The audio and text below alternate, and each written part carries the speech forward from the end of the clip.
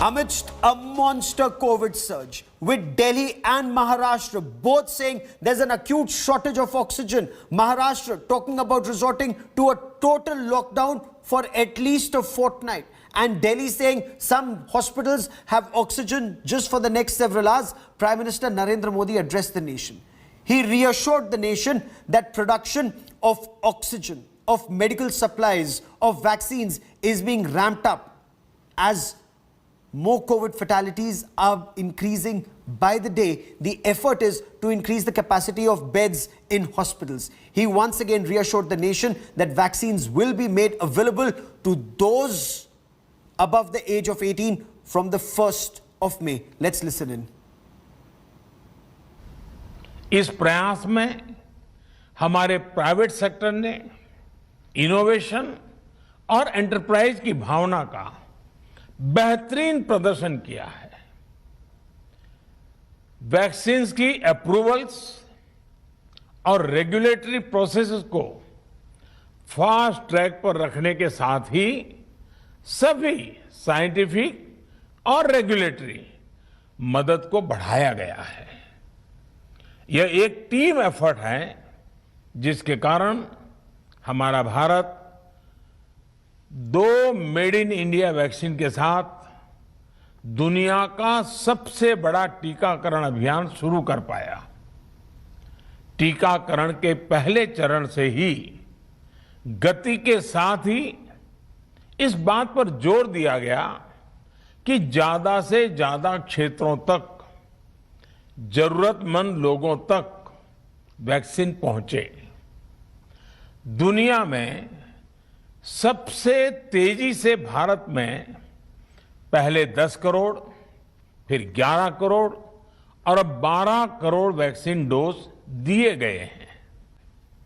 मेरा युवा साथियों से अनुरोध है कि वो अपनी सोसाइटी में, मोहल्ले में, अपार्टमेंट्स में छोटी छोटी कमेटियां बनाकर कोविड अनुशासन पालन करवाने में मदद करें।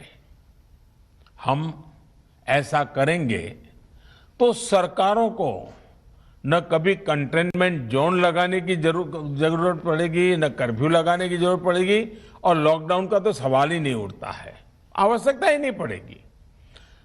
स्वच्छता अभियान के समय देश में जागरूकता फैलाने के लिए मेरे बाल मित्रों ने बहुत मदद की थी। छोटे छोटे बालक 5वीं, 7वीं, 8वीं, 10वीं में पढ़ने वाले, उन्होंने घर के लोगों को समझाया था, मनाया था। उन्होंने बड़ों को भी स्वच्छता का संदेश दिया था। आज मैं फिर अपने बाल मित्रों से एक बात विशेष तौर पर कहना चाहता हूं। मेरे बाल मित्र, घर में ऐसा माहौल बनाइए कि बिना काम, बिना कारण घर के लोग घर से बाहर न निकले। आपकी जीत बहुत बड़ा परिणाम ला सकती है। इस बार कोरोना संकट में देश के अनेक हिस्से में ऑक्सीजन की डिमांड बहुत ज्यादा बढ़ी है। इस विषय पर तेजी से और पूरी संवेदनशीलता के साथ काम किया जा रहा है। केंद्र सरकार, राज्य सरकारें, प्राइवेट सेक्टर सभी की पूरी कोशिश है कि हर जरूरतमंद को ऑक्सीजन मिले। ऑक्सीजन प्रोडक्शन और सप्लाई को बढ़ाने के लिए भी कई स्तरों पर उपाय किए जा रहे हैं।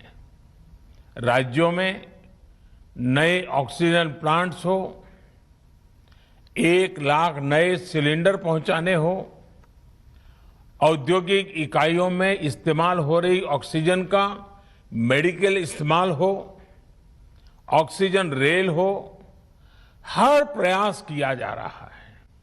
साथियों, इस बार जैसे ही कोरोना के केस बढ़े, देश के फार्मा सेक्टर ने दवाइयों का उत्पादन और बढ़ा दिया है। आज जनवरी फरवरी की तुलना में देश में कई गुना ज्यादा दवाइयों का प्रोडक्शन हो रहा है। इसे अभी और तेज किया जा रहा है। कल भी मेरी देश की फार्मा इंडस्ट्री के बड़े जो प्रमुख लोग हैं, उसके जो एक्सपर्ट लोग हैं, उनसे बहुत लंबी चर्चा हुई है। प्रोडक्शन बढ़ाने के लिए हर तरीके से दवाई कंपनियां की मदद ली जा रही है।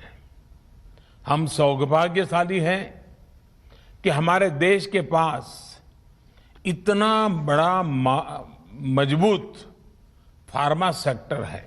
हम सभी का प्रयास जीवन बचाने के लिए है, और जीवन बचाने के लिए तो है ही,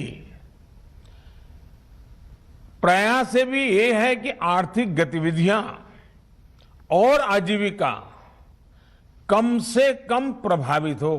प्रयास का तरीका यही रखा जाए। वैक्सीनेशन को 18 वर्ष की आयु के ऊपर के लोगों के लिए ओपन करने से शहरों में जो हमारे वर्कफोर्स है उसे तेजी से वैक्सीन उपलब्ध होगी। राज्यों और केंद्र सरकार के प्रयासों से श्रमिकों को भी तेजी से वैक्सीन मिले लगेगी। मेरा राज्य प्रशासन से आग्रह है कि वो श्रमिकों का भरोसा जगाए रखे। उनसे आग्रह करें कि वो जहां है वहीं रहे। राज्यों द्वारा दिया गया ये भरोसा उनकी बहुत मदद करेगा कि वो जिस शहर में हैं वहीं पर अगले कुछ दिनों में वैक्सीन भी लगेगी और उनका काम भी बंद नहीं होगा। So the Prime Minister is very clearly saying use a lockdown only as the last resort. Let economic activity continue. Ramping up of vaccine production, drug production and the production of oxygen is already underway. The opposition very clearly not impressed. We are getting the first reaction from the Congress Party, and Congress Party spokesperson Randeep Singh Surjewala has just tweeted out to say, आज रात 8:45 पर ज्ञान का सार, मेरे बस का कुछ नहीं है, यात्री अपने सामान यानी जान की रक्षा स्वयं करें.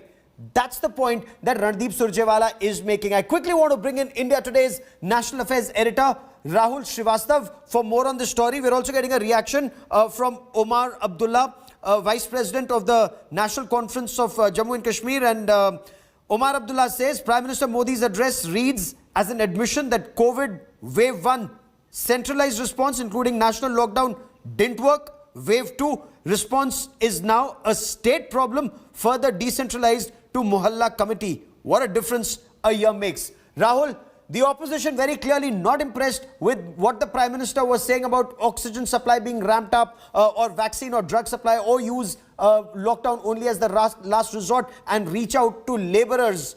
Is there merit in the opposition's criticism? Gaurav, I think there is a bit of a silver line to these dark clouds of this political tutu meme. I think it keeps the government on its toes, despite the kind of acrimony between the government and the opposition. Certain solutions suggested by the opposition have been adopted by the government. The government has acted on them. And eventually, it is that perhaps a very, very volatile polity is eventually creating certain amount of suggestions and which are being acted by the government. I think what the government's real problem is that yes, there was a bit of a slip up when the numbers were going down, and the COVID surge took the government bit by the surprise, and also that what we have been talking, Gaurav, for the last 4 or 5 days now, the absolute lack of relationship or coordination and sync between center and the state government, state governments and the district administrations, the kind of sui generis information generation. Now today, for example, if you criticize the government, the number of cases, 2.59 lakh. That means in 24 hours, 1440 odd minutes, 180 cases per minute. The total capacity of vaccination, 1 crore, Gaurav. How many vaccination administered? 32 lakh. That means 68% capacity is being wasted every day. That's an opportunity that 68 lakh Okay. more people could have got vaccinated. Now, is it government element? It's up to the public. And I think that's where the Prime Minister stepped in, one, to assure no lockdown. Gaurav, very important, because if there is exodus, the kind of economic spiral impact it may have Yes. will have a far-reaching implication. That's the Second, Prime indulging and Minister's- asking people Yes. to become bhagidars, participants. Oh, absolutely. People also need to follow COVID appropriate behavior. But is the government also leading by example? That's the criticism, especially when it comes from the states that are having elections. Hello everyone, this is Rahul Kamal here. Hope you enjoyed this video. For the latest news and analysis, like and subscribe the India Today YouTube channel and don't forget to press the bell icon to stay updated.